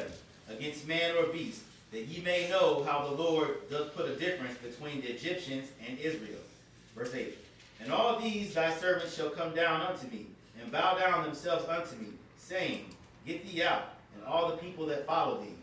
And after that I will go out. And he went out from the Pharaoh in a great anger. Go ahead. Verse 9. And the Lord said unto Moses, Pharaoh shall not hearken unto you, that my wonders may be multiplied in the land of Egypt. Yep, Pharaoh ain't going to listen to you, because I told him, I already told you. Go ahead. And Moses and Aaron did all these wonders before Pharaoh, and the Lord hardened Pharaoh's heart, so that he would not let the children of Israel go out of his land. Let's go take a look at this. Exodus 12, we're going to read 1 through 14. Now y'all pay attention, y'all. So now we're about to get down to this Passover. This is what this is about. Because when they study this in Easter, they ain't going to talk about this. Okay? And then later on we're going to see what this actually represents, and then we'll get into our game. Go ahead and read. Verse 12, verse 1. Chapter 12, verse 1. Yep. And the Lord spake unto Moses and Aaron in the land of Egypt, saying, This month shall be unto you the beginning of months. It shall be the first month of the year to you. So, on our way to learning something, springtime is the beginning of our month, isn't it? Our year, isn't it? Not January, right? Okay, y'all. We killed 2 gods right there. Right. We just killed Janos right there. Go ahead. Verse 3. Speak ye unto all the congregation of Israel, saying, In the 10th day of this month they shall take to them every man a lamb, according to the house of their fathers, a lamb for a house. And if the household be too little for the lamb, let him and his neighbor next unto his house take it according to the number of the souls. Now I'm giving y'all some instructions right here on what to do. Now listen, you think there was some ear hustling going on? Because these other people from this nationality, they listen like, what is Israel doing over there? They got a lamb over there? What they doing with that lamb over there? Because I know Moses told them to do something, because he mentioned about this other plague coming, the last one. So they ear hustling. Right. Go ahead and read. In middle of 4. Every man according to his eating shall make your count for the lamb. Your lamb shall be without blemish, a male of the first year. Ye shall take it out from the sheep or from the goat. Now the Egyptians couldn't do that. You want to know why? No, it's certain. Because the Lord killed their whole livestock and everything. He killed all their livestock. So they couldn't do it. Go ahead and read. Maybe some of these Egyptians had Israelite friends. Because I'm going to show y'all it wasn't just Israel that came out of there. Go ahead and read. Verse 6. And ye shall keep it up until the 14th day of the same month. And the whole assembly of the congregation of Israel shall kill it in the evening. And they shall take of the blood and strike it on two side posts and on the upper doorpost of the house. What Israel doing over there? They had a lamb, and they took the blood, and they struck it on this side, right, of the doorpost, and they struck it on this side of the doorpost, right? What else they do? Up to the top. Go ahead and read for them. Because these kids know. Posted on the upper doorpost of the houses wherein they shall eat it. Yep. And they shall eat of the flesh in that night, roast with fire and unleavened bread, and with bitter herbs they shall eat it. So they put the blood over the header part. It's called the mantle. That's what they call it, and the side post. And then they roasted the lamb, right? So they probably copying off of Israel. Okay, whoever these other people are. But Israel is doing this right now. Go ahead and read. Verse 11. And thus shall eat it with your loins girded, your shoes on your feet, and your staff in your hand. Oh, wait. We have verse 11. Yeah, verse 11. Okay, we're going to 14 with this. Go ahead. Verse 11. And thus shall ye eat it with your loins girded, your shoes on your feet, and your staff in your hand, and ye shall eat it in haste, as in the Lord's Passover. For I will pass through the land of Egypt this night. So, right here we get into the Lord's Passover now, right? Right? I done killed all of Egypt's God. Now we're about to get to my Passover. Go ahead and read. Middle 12. And smite all the firstborn in the land of Egypt, both man and beast. And against all the land of Egypt, both man and beast, and against all the gods of Egypt. I will see that? Man, beast, and all the gods of Egypt. Remember I told you, the Lord told Moses to tell Pharaoh, look, the whole world gonna wonder after me with this one right here. So the whole world got news of this stuff that's happening to Egypt. You see what I'm saying? It ain't no secret what's happening. I didn't kill all of these guys. Y'all better pay attention to this God of gods right here, y'all. I didn't kill, and you know what? They still worship these gods to this day. This Easter person is actually, they call it a Germanic god, came from Germany or Egypt, Europe. But no, she was way back in Egypt too. She was way back in Egypt too. Go ahead and read. And as well. And against all the gods of Egypt I will execute judgment. I am the Lord. And the blood shall be to you for a token upon the houses where ye are. And when I see the blood, I will pass over you. Okay, so that's why we get Passover. Go ahead. And the plague shall not be upon you to destroy you, when I smite the land of Egypt. 14. Yep. And this day shall be unto you for a memorial. Yep. And you shall keep fast, and ye shall keep it a fast to the Lord throughout your generations. Feast. You should keep it a feast. Keep it a feast to the Lord throughout your generations. Now, didn't we read earlier when he told Moses, whisper this into your kids' ears, or into your son's ears, into your son's ears, right? Y'all know what generations are, right? You got a dad, your dad got a granddad, or your mom got a mom, and your mom got your mom's mom is your grandma. Okay, we're talking about generations here, okay? Because if we would have kept this right here and kept it in our kids' ear, most of everybody won't be doing Easter right. That's coming up. They'll be getting ready for Passover. But they didn't. They didn't do it. Go ahead and read. Into 14. You shall keep it a feast by an ordinance forever. Forever. But the rest of the world is not doing that. Skip down to verse 22. Now we got to see what's happening, y'all. Go ahead, 22. 22. And you shall take a bunch of hyssop and dip it in the blood that is in the basin. And strike the lintel and the two side posts with the blood that is in the basin. And none of you shall go out at the door of this house until the morning. Don't come out. I'm giving you instructions. Look, I know you followed the instructions about putting the blood over the doorpost and then you eating the lamb, but now I'm telling you, when it comes dark, don't come out, because you still got to follow instruction. And what Israel doing? Oh, they said don't come out when the plague come through. We ain't going to come out neither, because we seen what they God did to Egypt, didn't he? Destroyed them. So I don't want to be destroyed. So I'm going to listen to what they say. So don't come out when I start passing over the land. Ain't that what he's saying? That's it. Go ahead and read. 23. For the Lord will pass through to smite the Egyptians. And when he seeth the blood upon the lintel and the two side posts, the Lord will pass over the door, and will not suffer the destroyer to come unto your houses to smite you. Yep. And you shall observe this thing for an ordinance to thee and to thy sons forever. You see that? Forever. This is supposed to be happening forever. Okay? But Israel ain't teaching their sons, so their sons can't go out and teach the rest of the world. He ain't teaching his daughters, so his daughters can't go out and teach the rest of the world. They're going to be teaching this thing right here instead of Passover. And we're going to get to this. Well, actually, we already there. You just don't see it yet. We are there.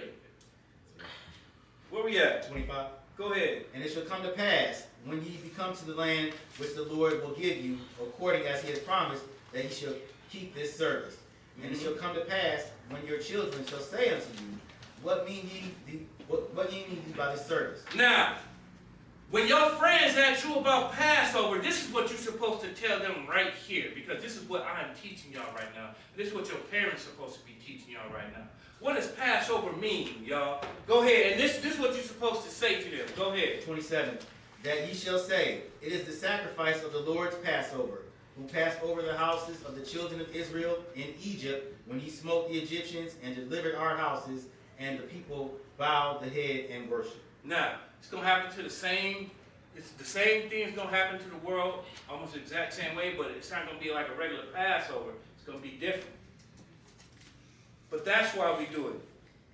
We at 31? We're 28. 28, go ahead. And the children of Israel went away and did as the Lord had commanded, Moses and Aaron, so did they. Go ahead. And it came to pass that at midnight the Lord smote all the firstborn in the land of Egypt, from the firstborn of Pharaoh that sat on his throne, Yep. unto the firstborn of the captive Yep. that was in a dungeon, and all the firstborn of cattle. Yep. And Pharaoh rose up in the night, he and all his servants, and all the Egyptians, and there was a great cry in Egypt, for there was not a house where there was not one dead. Not one in Egypt. Go ahead. 31. And he called for Moses and Aaron by night, and said, Rise up, and get you forth from among my people, both ye and the children of Israel, and go serve the Lord as ye have said. Go ahead. Well, skip down to 37. So now, finally, Pharaoh let Egypt go. Y'all paying attention back there? Sound crew? Because if not, if I see you on your phone again, I'm sitting out here and tell you, Mom. You paying attention? All right, my bad then, all right? I just want to make sure, because I'm going to have you run this up here. All right, so skip down to 37. Now pay attention, y'all. Go ahead.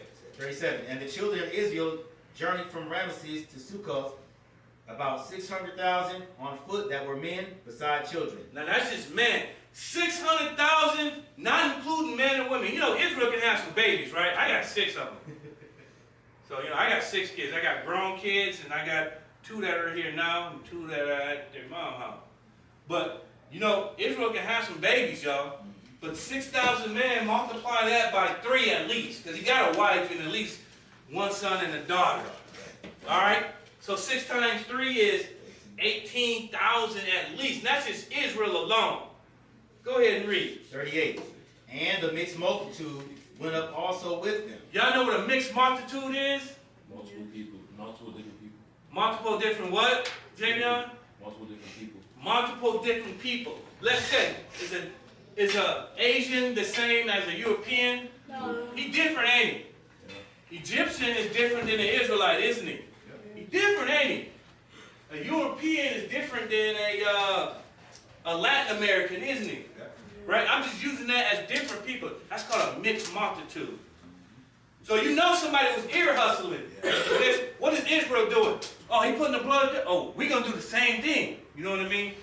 What the Israel of God doing to Pharaoh them? Dang, he killing them. We better make sure we don't cross him. Oh, Israel leaving out of the land? We going right with them. You see what I'm saying? Because they believed in that God. And he showed them, didn't he? He did. So a mixed multitude came out. Where we at? End of 38. All right, so that was the end of 38, y'all. Now, so that was Passover, right? Right. I want y'all to read something about Easter here. Now, I know it's getting hot, y'all. I'm trying to hurry up and get this over with, because I don't want y'all to suffer anymore.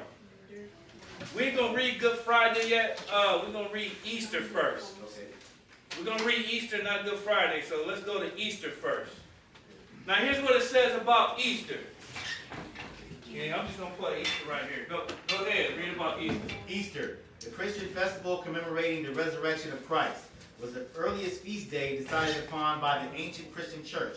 Like its Jewish predecessor, Passover. Now wait, like its Jewish predecessor Passover? Y'all know what predecessor means? That means something that came before you. Okay? So, I'm the predecessor of my son and my daughter, right? Because I'm dad, right? My dad would be their granddad, right? That means he came before all of them, right? I came before them. I'm their predecessor, okay? All right? But they mentioned Passover, right? They say, hey, like they Passover to daddy at Easter, but not really, hey man, you ain't my child. You see what I'm saying? Because we're going to read about Easter and see if Easter has any DNA associated with Passover. But go ahead and start that again. Okay, it says the Christian festival commemorating the resurrection of Christ, was the earliest feast day decided upon by the ancient Christian church.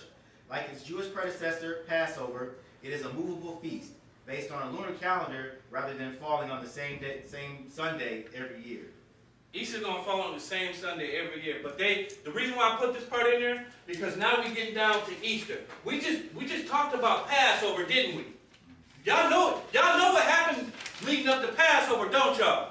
Y'all smart now. Y'all can say, man, he killed all of these guys. He killed their commerce, and psychologically he killed them too, right? Leading up to Passover. But Easter, you gonna say you the same as me? Right? Let's read some more about Easter, right? Continue on reading about Easter. Now, y'all pay attention. This is just about Easter alone now. It's saying, look, I'm the baby of Passover, y'all. Because they said the predecessor of Passover, right? Go ahead and read. You said one?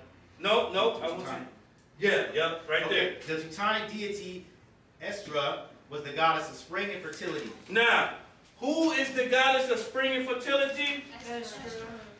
Sounds like Easter, don't it? Yeah. Sounds like Ishtar. All right, go ahead and read. And the feasts were held in honor on the vernal equinox. Her symbol was the rabbit. Go ahead. Because of the animal's high reproduction rate. Spring also symbolized new life and rebirth. Eggs were an ancient symbol of fertility. So, in Easter, you got eggs and you got bunny land eggs, right? Eggs representing fertility. What does that have to do with Passover? What does bunnies have to do with Passover, y'all? What does eggs have to do with Passover, y'all? Nothing. But they're trying to say you're copying off of Passover? We seen what led up to Passover, didn't we? How many guys got killed during Passover, y'all, before Passover came? 9 of them did. Right now we're killing Easter with that 10th one right there. Because they didn't have a God, they did have a God for death, but it couldn't compare to what Jesus did, what the Passover did to them. That's why I left it blank. Now, right now we're killing somebody who's coattailing off of Passover, which is Easter. We see, look, Easter looked like a cartoon compared to Passover looking like an action movie. You see what I'm saying? You got bunnies and eggs and Easter, don't you? You mess around and don't do Passover right, look what's going to happen to you. Look what happened to those gods. And this right here, Easter, that sounds like Esther, don't it? Continue reading, please. The Easter bunny is a beloved trope associated with the Easter holiday period. The rabbit has pre-Christian roots associated with fertility, new life, and spring.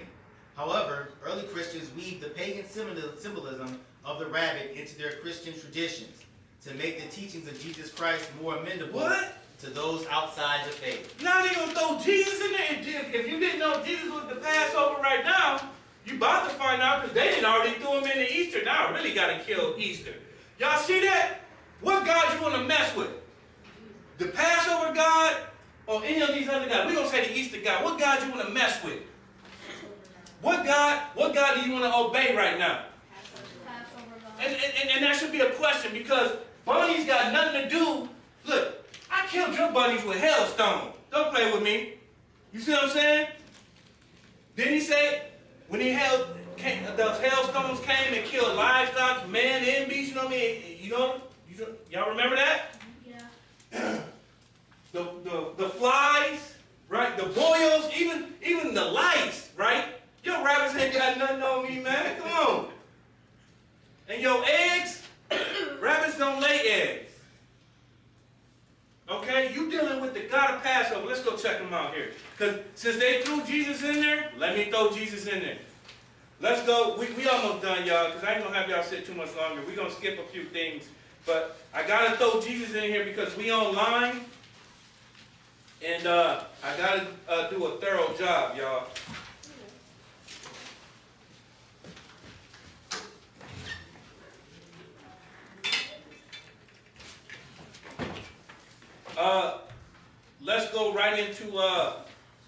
Let's go right into Matthew 27. I know we're supposed to go to Hebrews 10, but we're getting hot, y'all, right? Y'all can ask me about it later. Matthew 27, we're going to read 50 through 57.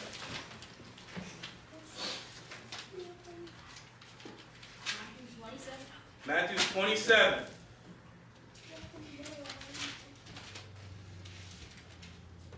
We're going to start at 50 and read to 57. Ready? Go ahead and read. Verse 50. Jesus, when he had cried again with a loud voice, yielded up the ghost. And behold, the veil of the temple was rent in twain from the top to the bottom. And the earth did quake, and the rocks rent. Yup. And the graves were opened, and many bodies of the saints which slept arose. Yup. And came out of the graves after his resurrection, and went into the holy city, and appeared unto many. Go ahead. Now when the centurion and they that were with him, watching Jesus, saw the earthquake, and those things that were done, they feared greatly, saying, Truly, this was the Son of God. And many women were there among Now, hold on. Let me ask y'all a question. Because if I have to go back and read this, I will. Right now, with all of this is happening, where is Jesus at right now, y'all? Huh? Y'all can't answer that question? Right now, with all of this that what Kelly just read, where is Jesus at right now? Can we reread it? Because I wasn't in here. He's on the cross right now, right? Okay, let's reread it for him. Let's start at 50. So, you answered, Jesus on the cross right now, right? Plain and simple, right? We're talking about Passover right now, right? Go ahead and read. Now, let's see what's happening when he's on the cross and all this stuff is happening. Go ahead. Take it back 50. Yup. Okay.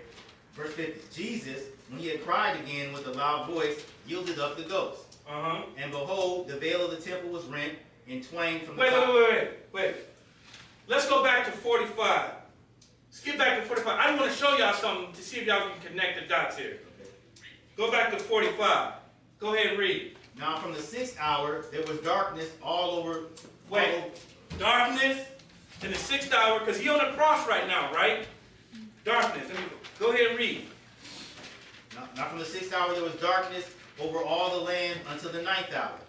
And about... Doesn't that sound familiar, y'all? Yeah. When he was dealing with Egypt, did he bring darkness on them? He on the cross doing this. We're talking about Passover. Hold on. I answer questions later. Go ahead. 46. And about the 9th hour, Jesus cried with a loud voice, saying, Eli, Eli, Eli, ma sabachthani. Okay, skip down to 50. Now here we are, right here at 50. When Jesus had cried again with a loud voice, yielded up the ghost. And behold, the veil of the temple was rent in twain from the top to the bottom. And the earth did quake, and the rocks rent. Okay, hold on. The earthquake.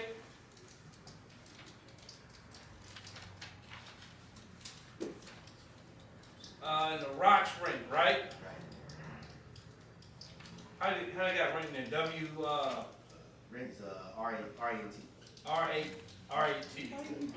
Okay, so Jesus on the cross and these things are happening, right? Pay attention. Go ahead. 52. And the graves were open, and many bodies of the saints which slept arose. Graves open, rocks rent, veil rent. Go ahead. Darkness. And came out of the graves after his resurrection, and went into the holy city, and appeared unto many. Now when the centurion and they that were with him, watching Jesus, saw the earthquake and those things that were done, they feared greatly. Now, the centurions are the Roman soldiers. If they feared Jesus when he was on the cross or what was going to happen, what makes you think Easter got the right to coattail off of Passover? Because in Easter, we ain't talking nothing about any earthquakes happening. We ain't talking about no veil ripping. We ain't talking about no darkness. They ain't talking about these things.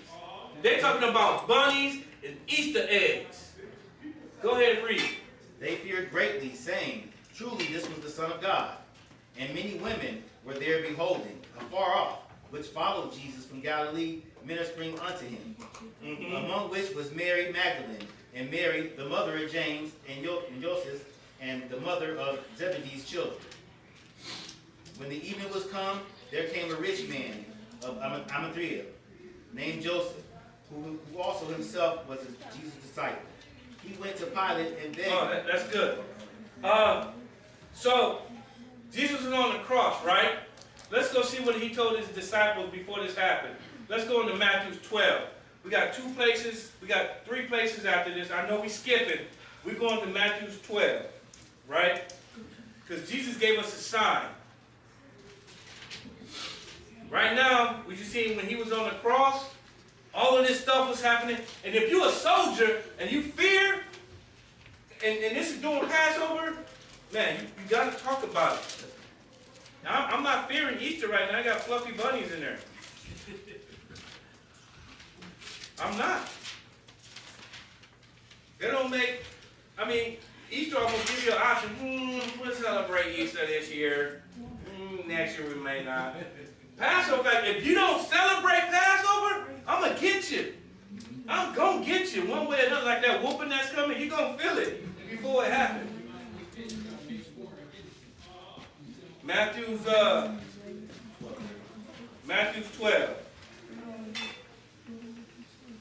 Matthew's 12 and 38. Go ahead and read it. 38.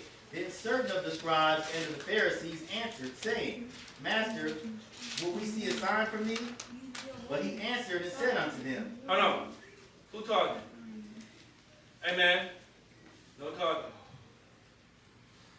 So, they wanted to see a sign from Jesus, right? Go ahead and read. 39.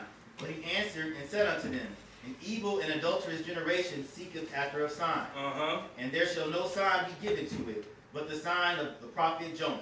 Now, y'all smart kids. Y'all watched Jonas before, right? No, I've never watched. Wait, what? Not the Jonas brothers, neither. But the sign of Jonas, right? Okay, well, if y'all don't know, I guess Jesus is going to tell you then. Go ahead. And then y'all going to be like, oh, man, I knew that. Go ahead. 40. For Jonas was 3 days and 3 nights in the whale's belly. So shall the Son of Man be 3 days and 3 nights in the heart of the earth. Y'all, hey, I bet y'all slapping yourself on the hand like, man, I knew that. Y'all know Jonas in the whale is, right? Yeah. So he gave him a sign, right? I'm going to be in the heart of the earth. That means buried for how many days? 3 days and 3 nights. 3 nights. Okay? Right? Let's go take a look at Good Friday. Because Easter and Good Friday go hand in hand. Okay? So now let's go back to our notes and let's go up to Good Friday here. So, I'm going to use a different color marker here. I'm going to put Good Friday right here. So Passover, 3 days, 3 nights, right? 1, 2, 3. 1, and then over here is nights, 1, 2, 3. Okay. Good Friday, I'm going to put up here, I'm just going to put Good Friday. I'm going to see if they can get 1, 2, 3, and 1, 2, 3, because Easter is copying off of Good Friday. Right, not copying. Easter is copying off of Passover, but Good Friday is when they tried to say when Jesus died on the cross. Y'all get that? This is when they tried to say Jesus died on the cross, and we'll talk about it. Go ahead and read Good Friday. Good Friday. Good Friday is a Christian holiday that commemorates the crucifixion and death of Jesus Christ. Now, we seen what happened when Jesus was on the cross, right? What was happening? Darkness was there, right? The veil ripped, earthquake, rocks went, people came out of their graves and stuff, right? Right? Good Friday ain't talking nothing of that stuff. You want to know why? Because then they have to explain it. You can only explain it going back to Passover. Go ahead and finish reading that. It is observed on the Friday before Easter during Holy Week, which is in the week leading up to Easter. Yep. So, the Lord said, this is it, y'all, and then we'll get into our thing. The Lord said, how many days He's going to be in the heart of the earth? 3 days. 3 days. And they said Good Friday is supposed to represent when Jesus was on the cross, right? Yep. I'm going to use a different color marker to mark this out here. I know y'all some smart kids, and I know y'all know how to count, but I want to know if the rest of the world know how to count. Because the first thing that Jesus told you in our first scripture of this lesson was what? Take heed that that no man deceive you, right? Right? And then he said, challenge that spirit, right? Because you got a spirit of truth and you got a spirit of error, right? Right? Because truth is anything that you say, you need to back it up, correct? Yes. We're going to see if Easter can back its own thing up, right? Because we already read that it's copying off of Passover, right? So, Jesus was cut off in the middle of the week, right? That is on a Wednesday, right? 3 days and 3 nights. So, this is our days, this is our nights. I'm going to put night here and put day here, right? So, we kind of have to go backwards here, y'all. Because right now, during the day, he's on the cross. And the only reason why darkness came, because the Lord said it, it's going to get dark when he's on the cross. But he went in the ground when it was dark. Okay? I'm teaching, I'm not answering questions right now. Right? So, I'm going to put Wednesday right here. That's Wednesday night. Okay? So he went in the ground Wednesday night. Can I take that off as 1? Right? Right after Wednesday comes what? Thursday. I'm going to put a Thursday right here, right? That's Thursday day, okay? Right? Then right here I got to put a Thursday night, right? Yes. So how many nights do we have so far? 2 days. 2 nights, 1 day, right?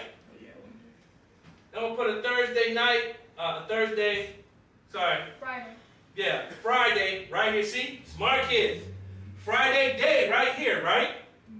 So how many days do we have so far, him and the 2 days, right? Right? We're gonna go a Friday night, right? Right? Yep. Can I mark that off? Yeah. Right? And then Saturday, right? Right here, right? Right? And that'll be Saturday day, right? And then before the sun came up on the first day of the week, when he rose, right, he was already gone, right? Because they say Sunday worship, right? They say doing Sunday, Easter Sunday. And they have sunrise worship, okay? They say that's when Jesus came out of the grave. But right here, when he died in the middle of the week, Wednesday, Thursday, and Friday night, Thursday night, Friday night, Saturday day, I got that backwards, sorry. Nighttime was Wednesday, Thursday, Friday. Daytime was Thursday, Friday, Saturday in the grave. That's 3 days and 3 nights, right? Good Friday. I'm going to put GF up here. So, we're going to give them the benefit of the doubt. We even going to say he was on the cross Friday and he went in the ground Friday, right? We're going to give them the benefit of the doubt. I'm going to put D up here for days. I'm going to put N up here for nights, okay? Can y'all see that? Yeah. So Good Friday, he dies. Let's say he go in the grave Friday day, right? Can I mark that off? Yeah. Yeah.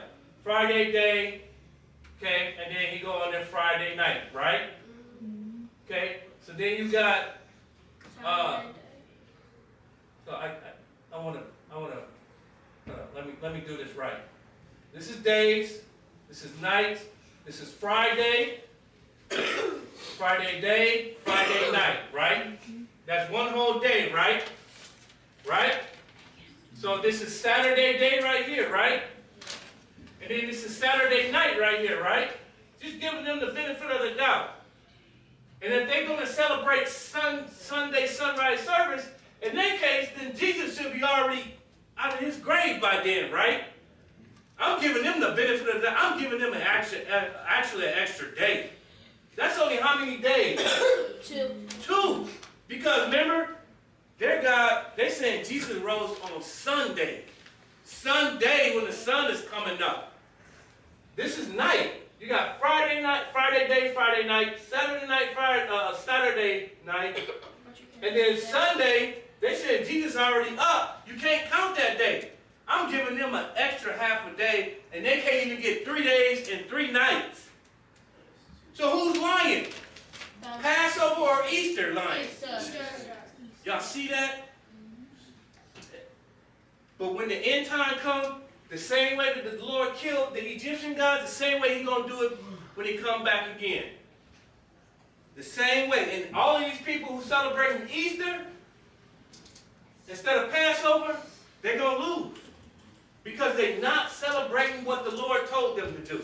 You're celebrating Easter bunnies and eggs and a man that's on the cross that's not Jesus. Y'all see that? All right, let's get into our game. Can I erase this? Yes. Huh? Oh, you know what? Hold up. I got one more place to go. Matthew 17. Matthew 7. This is the last place, y'all. Matthew 17. Chapter 17. Matthew 17, 22 through 23. This is the last one, y'all. 17 and 22. Go ahead. And while they abode in Galilee, Jesus said unto them, the Son of Man shall be betrayed into the hands of men, and they shall kill him, and the third day he shall be raised again. The third day he gonna rise, right? We're not getting 3 days from Good Friday to Easter, are we? You can't even count. I said Friday, Saturday, Sunday, right? But he said Sunday. He wrote, even if you just count it regular, you get 2 days. But Jesus telling, and then remember we read earlier where they said Jesus, this represents Good Friday represents Jesus on the cross.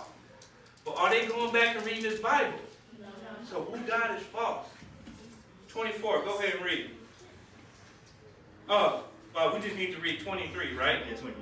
That was it. That's it, y'all. So thank y'all. Thank y'all. Thank y'all self too. Because it was hot up in here, y'all. And y'all made it through. But just so you catching up, we were showing the kids that the Lord was killing all the Egyptians, God, but he told Pharaoh, your God's representing the whole world. And I'm showing my wonders to the whole world, isn't he? And he's killing them. And mocking them, right? Because at the end of that 10th one that represents death, the Passover, Easter came in. And Easter was alive.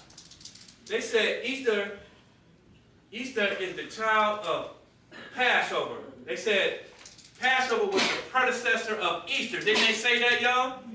If you're a predecessor, that means that somebody like you came before you, and you're a carbon copy of that person. Easter is not a carbon copy of Passover, not even the slightest bit. Passover, the Lord said, make no what? Images, right? No graven images or nothing. Easter, they're going to give you crosses, and what else do they got? Eggs. What else they got, y'all? Easter bunny. Right, and I didn't even go into the other stuff, the hot cross buns and stuff, because we don't need that stuff. You know what I mean?